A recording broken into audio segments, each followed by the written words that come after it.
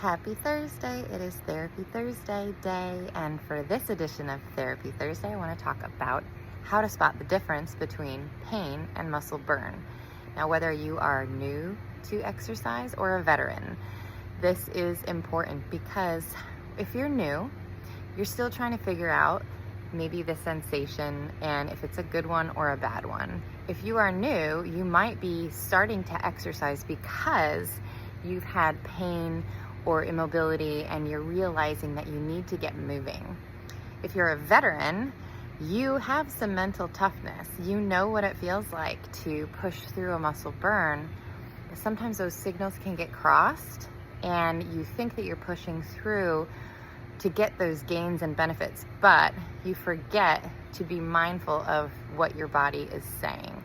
So it's very important to continue to do inventory over your body, to have a mind and body connection that is strong and solid. And sometimes we just need to go back to the basics to figure that out. So a perfect exercise that can help cue your brain, tell your brain what muscle burn feels like, is a bicep curl. It is such a rewarding muscle. You can see the blood pumping up that muscle. You can see the rewards. You can feel the burn. And it's pretty simple to do correctly. So if you've got some weights, grab them, keep your elbows at your side, and you're just going to contract that bicep. You're going to lift. We're trying not to let the wrists do the work. We're trying not to lift our elbows off our body, so we're keeping it by our side. And curl here, see that bicep contract. See how many reps you can do before you start to feel the heat. It's gonna warm up and you're gonna start to think, okay, this is burning. And that's gonna be the first word that comes to mind. Well, this is burning, I can feel it. And that is blood flow, muscle fatigue. That is telling you that you are doing it correctly. Now, sometimes it can get a little bit tricky in other exercises because our body might need to recruit more of the body. For example, when it comes to push-ups or an overhead tricep extension, your shoulders are involved. And if there's some shoulder immobility or limiting factors there, it might be harder for you to feel the move where you're meant to feel it. You might not feel the move in your chest. You might not feel the move in your tricep because you're trying to get your form down, but you're also maybe lifting heavy or too heavy, or you've got a limiting factor in those shoulders. If you're ever questioning, just take a video, watch your video back and send it to your trainer, to your friend. Just review what you look like in that move to make sure you're doing it correctly. If you are doing it correctly, the next step would be to think, okay, am I feeling a muscle burn? If so, check, green light, go. If not, then maybe lower the weight. Maybe you need to go through the range of motion without the weight and then slowly add that weight in small increments so that your body can fire correctly and activate the muscle correctly. Now, if there is some immobility or limiting factor in there, you're probably gonna have to attend to that if you want to enhance your strength training experience and really target that muscle group. But like I said, bicep curl is a perfect way to trigger in your mind, what does a muscle burn feel like? Now, another one is your lower back. A lot of times when we do lower back exercises, we might feel it in our lower back right away. Whenever you are hinging forward here, maybe you're doing a deadlift, maybe you're doing a row. Oftentimes people say they feel it in their lower back.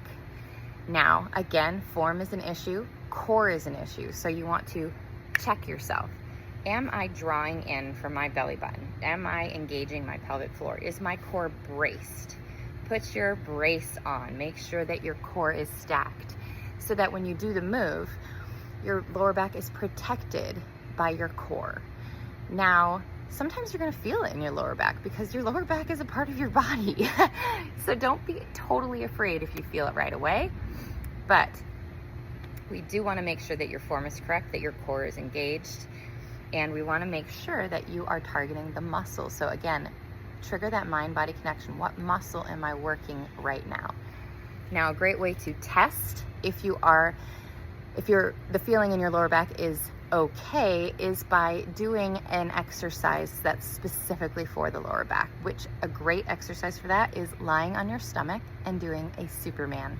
So if you are lying on your stomach and you put your head right there on your hands, and then you raise just your upper body off the ground, you'll feel it start to warm right here. Now I'm standing, but when I'm talking about this Superman exercise, I want you to be lying down on your stomach with your legs out. And if you're looking down and your spine is neutral, you're gonna feel that lower back start to warm up. And that is an indicator that you're using your lower back muscles, and it's okay. However, if you ever feel a punch, a sharp, a stab, a tingling, a sensation that travels, or a sensation that maybe is one-sided or unilateral, so maybe you're doing a move and one side of the body isn't moving in the full range of motion, one side of the body has extreme pain, then there is a limiting factor there. Now, if you ever want to tackle these limiting factors, let me know, because we have some great mobility exercises at Faster Way, and I can also educate you on doing some cars movement, which will totally change your mobility game. Hopefully this has been helpful. Let me know.